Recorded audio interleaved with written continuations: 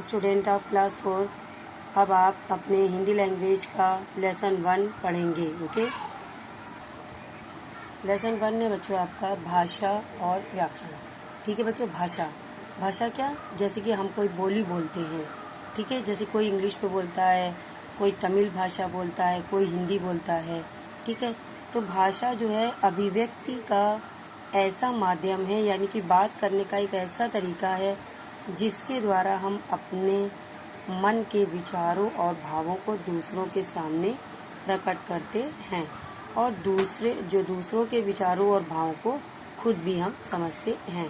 ठीक है बच्चों, तो देखिए भाषा जो है दुनिया में बहुत सी भाषा बोली जाती है।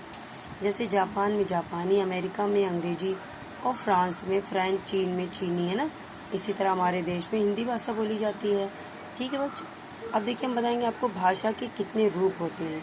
भाषा के 3 रूप होते हैं, मौखिक भाषा, लिखित भाषा और सांकेतिक भाषा। ओके बच्चों, मौखिक भाषा जो कि हम बोल करके बताते हैं, जैसे कि कोई नेताजी भाषण दे रहे होते हैं।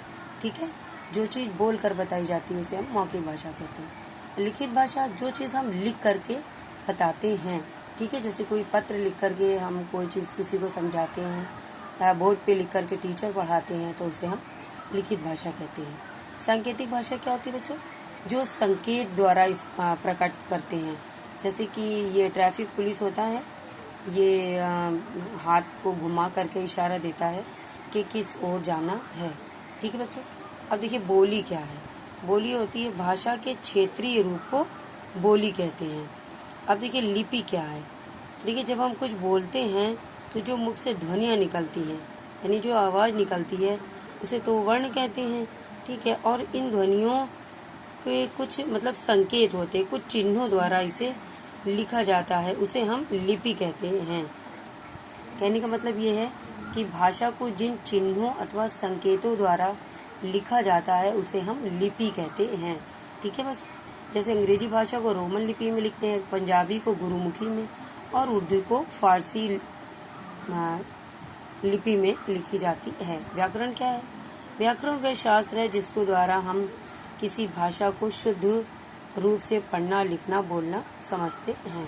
ठीक है, अब व्याकरण के कितने अंग होते हैं। वर्ण 3 अंग होते हैं, वर्ण विचार, शब्द विचार और वाक्य विचार। ठीक है बच्चों, लेसन 1 पढ़ने के बाद आप देखिए उसकी एक्सरसाइज है, उसे समझिए। पहला देखिए भाषा अभिव्यक्ति का माध्यम है। दूसरा, हिंदी हमारी राष्ट्रभाषा है। अंग्रेजी भाषा को अंतर्राष्ट्रीय भाषा कहा जाता है। भाषा के क्षेत्रीय रूप को बोली कहते हैं और भाषा संबंधी नियमों का ज्ञान कराने वाला शास्त्र व्याकरण क्या है। ठीक है, अब देखिए टिक लगाना। भाषा के रूप हैं मौखिक, लिखित, सांकेतिक सभी। ठीक है बच्चों, और हिंदी भाषा की लिपि देवनागरी है। भारतीय संविधान की कितनी भाषाओं को माना गया है बच्चों, 22 भाषाओं को। ठीक है बच्चों, फिर देखिए भाषा के मौखिक, लिखित, सांकेतिक रूप को लिखिए। ट्रैफिक लाइट सांकेतिक, रेडियो पर समाचार मौखिक, पत्र लिखना लिखित, कविता लिखना लिखित।